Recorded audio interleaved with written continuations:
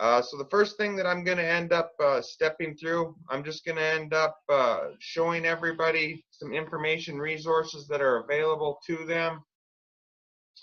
The first thing I'm going to show is we have our presentations available online. They are at the University of Tennessee Farm Bill and Crop Economics web pages, so I encourage people to go and take a look at those ones. If you have some specific questions in regards to your operation or some specific components of the Farm Bill, you can email me. My email address is aaron.smith@utk.edu, and I'll be more than happy to help you out as far as answering those go. Or you can talk to your local FSA person as well, and they should be able to work you through that. So the first thing, like I said, what I'm going to talk about is I'm going to quickly talk about some of the choices that are going to end up coming up. The first one is going to be, the first two choices are both landowner decisions. So if you're a producer that's farming multiple farms, and you make decisions on behalf of the landowner, you're going to want to make sure that you have your updated power of attorney on file with FSA and that it authorizes you to make these two decisions on behalf of your landowners. But the two decisions that I'm going to talk about today is to update your payment yields and reallocate or retain your base acres. And both of those are landowner decisions unless you end up having the authority to make them on behalf of your landowner. The next thing that I just want to quickly mention are the timelines that we're dealing with. We're quickly approaching the first deadline of February 27th, and by February 27th, landowners have a one-time opportunity to reallocate each FSA farm's base acres and or update the payment yields. The commodity program decision, so that would be your ARC county, ARC individual, or PLC decision, is not going to be made until March 31st, 2015. So we have a little bit of time after the first deadline to update your yields or reallocate your bases to end up making your actual commodity program decisions. The one thing that I will throw in there is sandwiched in between those two dates is going to be the crop insurance sales closing date, with this year for corn and soybeans is going to be March 16th. So you'll want to be cognizant of that, because there are going to be some interactions in this farm bill that involve both the crop insurance title and the commodity program title. So it's important to, when you're looking at making some of these decisions, take kind of an integrated approach and look at how your crop insurance and your commodity programs works prior to February 27th, because your yield update and your base acreage reallocation are going to have implications that are going to carry through into some of these other decisions.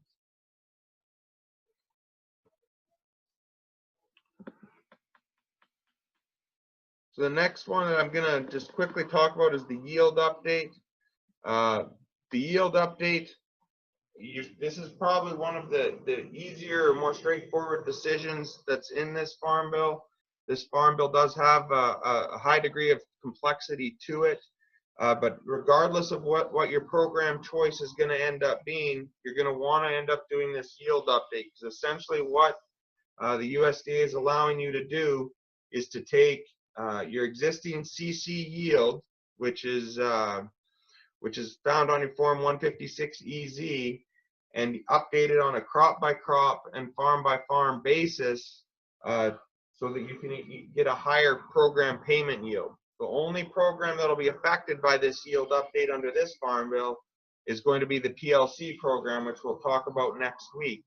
But one thing that we do encourage is to update these yields to the higher number, or if the existing number is higher, to maintain that number, because what that'll allow you to do is it'll allow you to get higher payments in any future farm bills, potentially, if we haven't if there hasn't been any other changes. So this is a one-time decision that that producers or landowners should end up considering. to end up doing, and basically it's done by commodity basis and farm by farm basis. And what you have to do is you have to end up going into your FSA office, completing the form CC 858 for each farm number, or ending up doing it on behalf of your landowner if you have the power of attorney form signed. The criteria is reasonably simple. What you're looking at doing is taking 90% of the average yield for the crop years from 2008 to 2012, and you exclude years in which planted acres are 0. If the farm yield is an individual year is less than 75% of the county average yield for 2008 to 2012, you can use 75% of the county average yield. What this plug yield allows you to do is it allows you, if you have an extremely bad year, to use part of that, or to use a substitute county yield to end up diminishing the effects of that one bad year or 2 bad years on your program yield. So just for a quick example on how this would end up working, what I've done in this example is I've taken the existing CC yield, which is the third column in this table, and I have 3 commodities: corn, soybeans, and wheat. You can see these existing yields. You will have these for each farm number, and you can either get them from your FSA office, or you can go back and look at your FSA form 156, or that reported commodity history form that was sent out by the USDA in August and September. So in this example, we have an existing CC yield of 105 bushels for corn. We had actual yields, and we want to get these actual yields normally from our crop insurance forms. So you want to end up getting this information from your crop insurance agent, or if you have the forms, just gathering it for each individual farm. What you do is you take 2008 through 2012, put the numbers in there. If you have a year in this example, such as 2012, where your yield is lower than what 75% of your county yield is, so in this case, the 91 is your plug yield for Robertson County, you would substitute 91 in for the 50 in 2012, and then you would take the average of 110, 160, 170, 160, and 91, and then multiply that number by 90% to get your updated payment yield of 124 bushels per acre. And since for corn, your updated payment yield of 124 is higher than your existing CC yield of 105, you would choose to update that payment yield. On the other hand, if you had soybeans in this example with an existing yield of 40, you can see the actual yields per planted acre of 35, 50, 45, 40, 30. All of them are above the plug yield, so you wouldn't end up substituting in that 29 bushels per acre for any of those years. So you would just take the simple average of 2008 to 2012, and then multiply that by 90% to get an updated payment yield of 36 bushels per acre.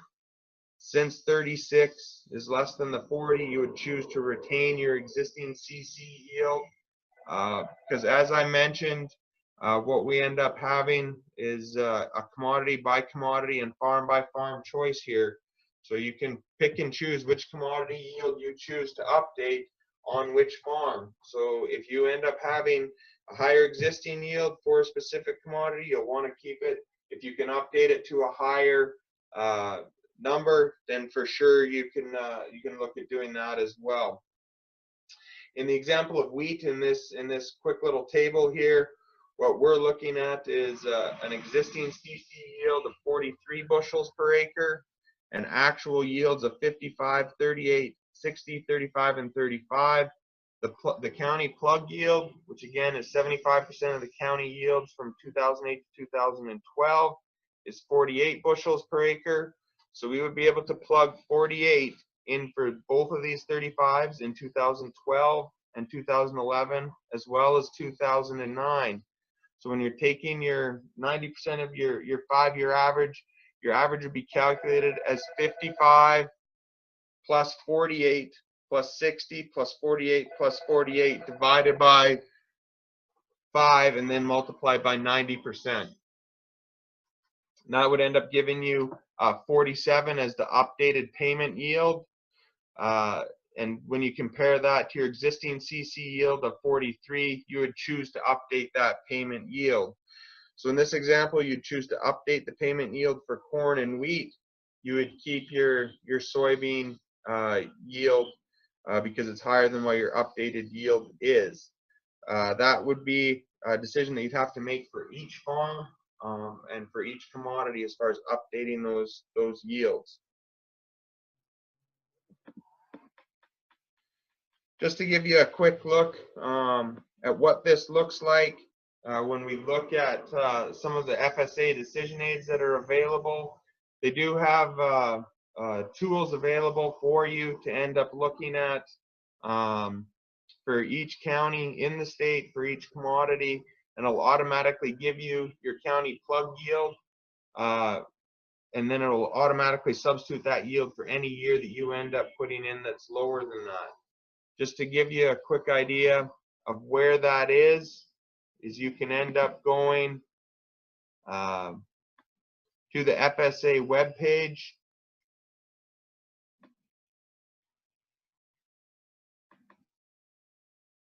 And this is what the web page looks like.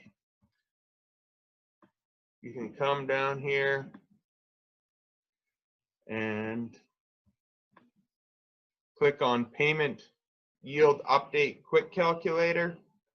What you can do is you can come in here and you can end up selecting from any state. So if you farm in an adjacent state, you can do it for that one as well.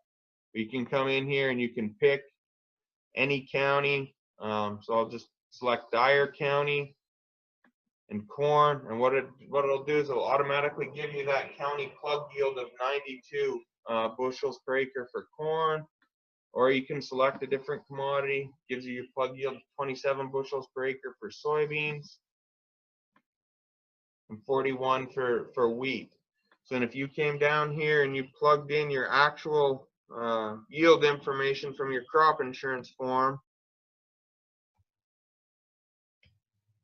what it'll end up doing is any number or any yield that you put in that's below that plug yield, when you hit calculate, it'll automatically substitute in the plug yield for you. So it's a neat little tool as far as being able to allow you to do some real quick analysis to see whether you would potentially update a program or commodity yield or keep your existing yield.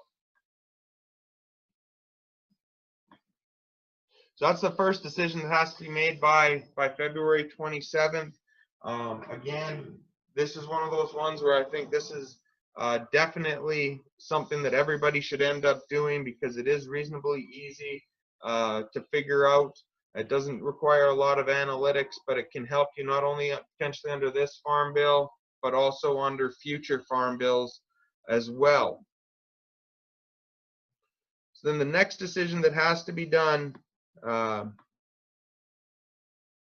by February 27th is the base acre reallocation.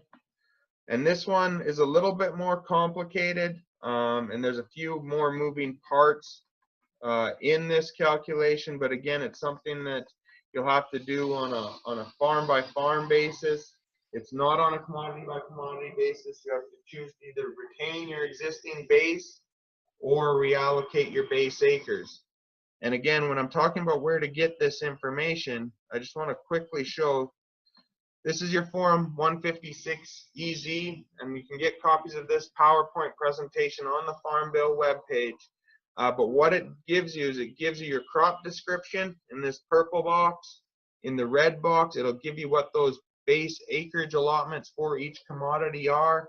And then this CC yield, which is in the green box, is what you'll be comparing or keeping or choosing to end up doing that update based on that 90% of the 2008 to 2012 average on a commodity by commodity and farm by farm basis. So these forms here, where you can end up finding them, you can either get them from your FSA agent, or you should have copies with your records.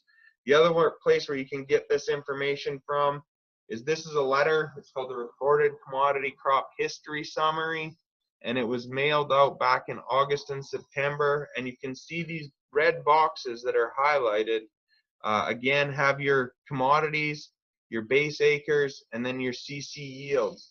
Now, unfortunately, on this, it's not your 2014 CC yields as it says on there.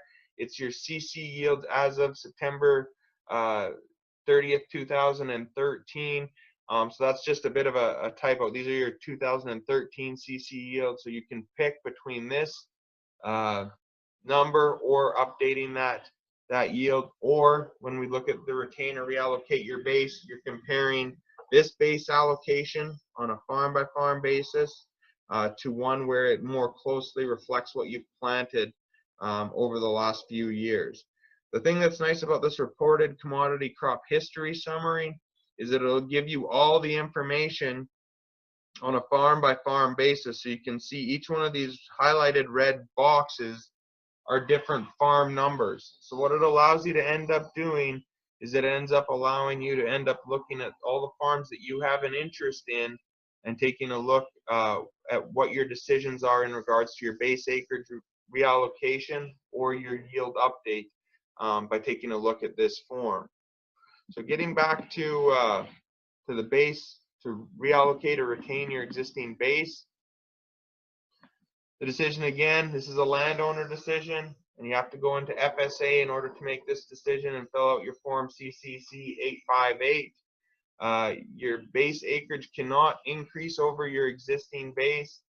You can either keep your existing base allocation that's on either that FSA form 156 or the reported commodity history, or you can reallocate. If you don't have any covered commodity history from 2009 to 2012 as far as planting, you'll keep your bases as they are. I mentioned you can't add any acres. There's one exception that's out there, and it's to do with the CRP. If you had land that went into the CRP that had a base on it, and that property is coming out, you can reestablish that base, and you'll have to go to FSA to determine how that base is reestablished. The other one that I do want to point out is if you have cotton base, which I know there's a lot of people that haven't produced cotton in the past 5, 10, 15 years that still might have a cotton base. So you're going to want to end up knowing how cotton base is dealt with, because cotton is no longer a covered commodity or a programmed commodity.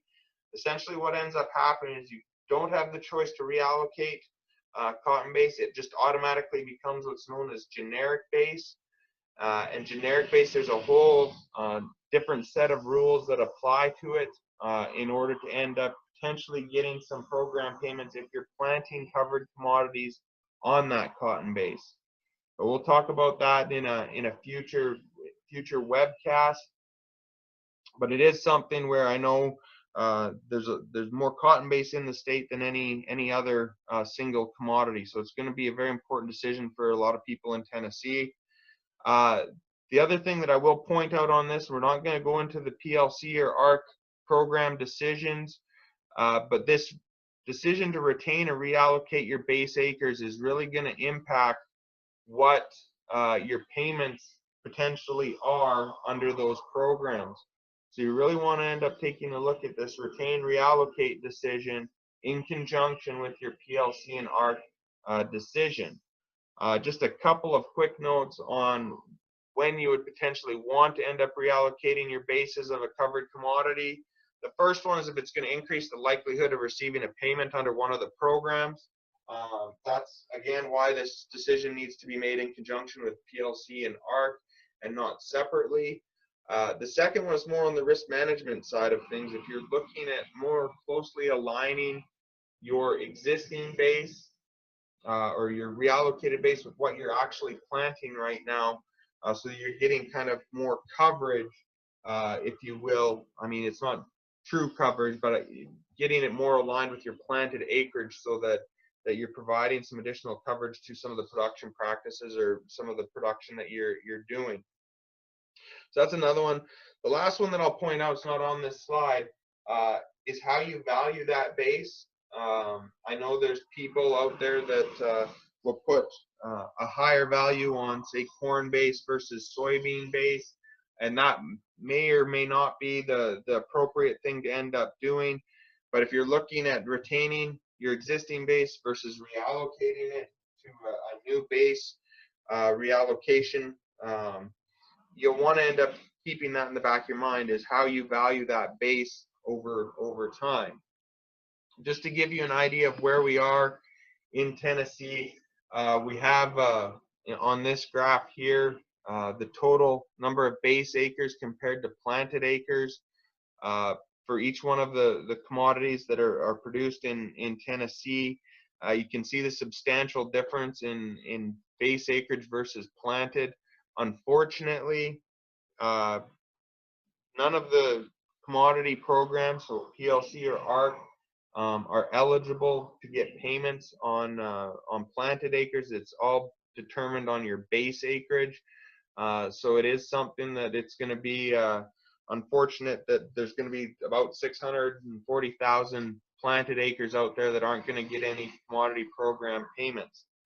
Now, with that said, there are some other options in the Farm Bill that you can end up considering that revolve around crop insurance or crop insurance products to cover those acres. But it is important to realize that PLC and ARC payments are paid on base acres and not planted acres. I mentioned the cotton base. You can see we've got 736,000 acres of cotton. We're only planting about 270,000 acres of cotton. So we have 400 and some thousand acres of cotton base that could potentially end up getting program payments now that it's converted to generic base. So how's the base acreage reallocated? It's a one-time decision, and it's reallocated in the proportion to the ratio of the 5-year average of planted acres from 2009 to 2012, plus prevented planting acres for all covered commodities. So in this example, this 2013 base acres, again, you would get that off your Form 156EZ or that reported commodity history summary. In this example, I've got 50 acres of wheat, 50 acres of soybeans, 50 acres of corn, and 50 acres of oats. So a total of 200 base acres. From 2009 to 2012, I planted only 50 acres of wheat. And then I planted 150 acres per year of both soybean and corn, and I haven't planted any oats. You can see that the planted acreage exceeds what the base acreage is. That's done on purpose just to demonstrate that you're not adding base acres, you're merely reallocating the base that you have. So in this example, in order to get what your new base acreage could potentially be reallocated to, you would take the sum of your planted acres, so that totals 1,250. You go 50 divided by 1,250 gives you 4%. The 4% times the existing 200 base would give you a new base of 8 acres. You do the same thing for soybeans, corn, and since you didn't plant any oats over that time period, you would get rid of your oat base. You can still see that you still sum to 200 base acres, so you're not adding additional base. All we're doing is reallocating it amongst the crops that we've been planting, the covered commodities that we've been planting over the 2009 to 2012 interval. Again, there's a neat online tool on this one that will allow you to end up taking a look at what you can reallocate your base to. I'll just show you quickly here. You end up going to that same web page. You can come in here and base acre reallocation. What you can end up doing is you can selecting from the list of all 21 covered commodities, because there is 21 covered commodities for these programs. I'm just going to select corn, add it to the calculation, then I'm going to end up selecting soybeans. So again, you can add that to the calculation. You can pull it up and say that we have 100 base acres of corn, and we're going to say 25 base acres of soybeans. And what I'm going to end up saying is that we're just planting 50, well, we'll make this one 50. And then what we're going to end up doing is we're just going to say, well, we've been planting 150 on alternate years of both corn and soybeans. So what it's going to end up,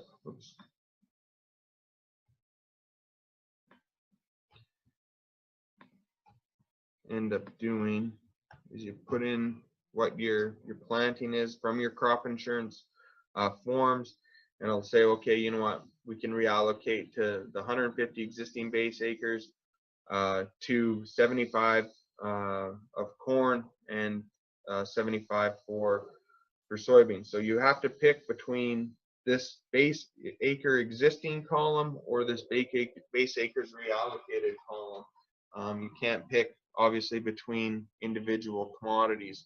So if you end up changing how you planted, it will end up impacting what you can potentially reallocate your base to. So basically what it's doing is it's giving you the option to end up reallocating your bases so it's a little bit closer to what your existing planting is.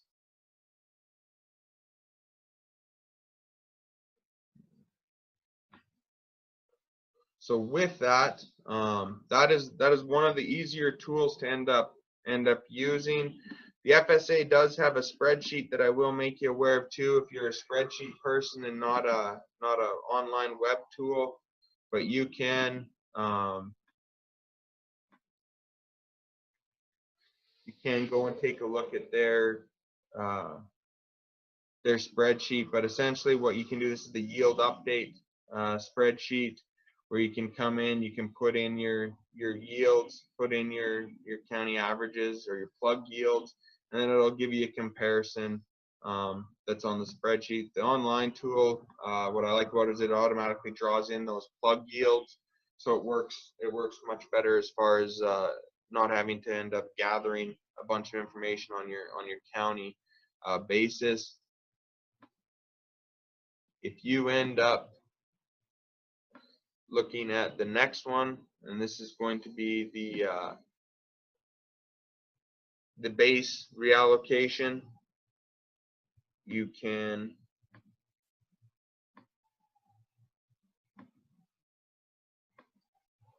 see that what you can end up doing is you go down and take a look by each commodity. You plug in where your 2013 base acres are, and then what your planted and considered planted or prevented planted acres were, and then it'll give you an average, and then it'll calculate your reallocation percentage, and then it'll end up giving you what your potential reallocated base is for each one of the covered commodities. And then again, essentially what you'll have to pick at FSA is pick between the 2013 base acres in this column or the 2014 reallocated base in this column. So with that, that is all I'm going to end up going through today. Those are the first two decisions that you have to end up making. Again, the deadline for those decisions are February 27th of this year. So you'll want to get into that FSA office, because one thing that does concern me is that we're going to end up having a large amount of people that are going to leave this until later on, or closer to that deadline. So the FSA offices are going to get real busy. So you want to encourage people to end up getting out there and making sure that they're in constant contact with their FSA person to make sure that they can make these decisions. With that, if there's any questions, we can end up taking them now. You can use the chat box to type them. If you have any questions about yield or base acreage reallocation, what we're going to end up covering next week is we're going to cover the PLC or price loss coverage commodity program, and the ARC county program is what we'll end up covering next week. So if you have any questions regarding those, please email us using the Farm Bill email, which again I'll just throw up on the screen here.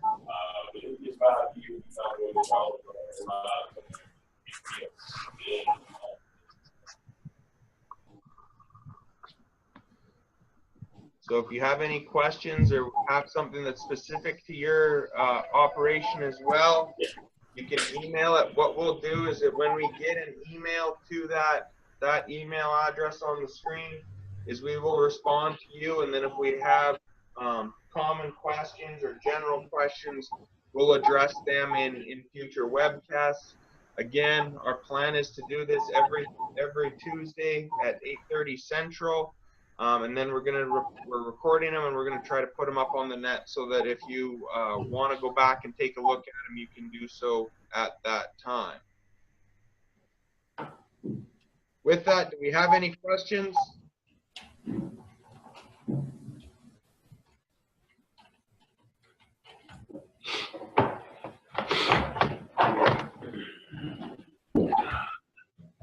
Okay, if there's no questions, what I'm going to do is I'm going to end the meeting, and if you want to go back and revisit the information, I encourage you to go back and look at that Farm Bill web page, because there's lots of good information on there. But with that, I hope everybody has a good day and got a little bit of information out of this, and join us again on Tuesday, 8:30 Central next week, and we'll continue on our discussion with the commodity program choices. Thank you.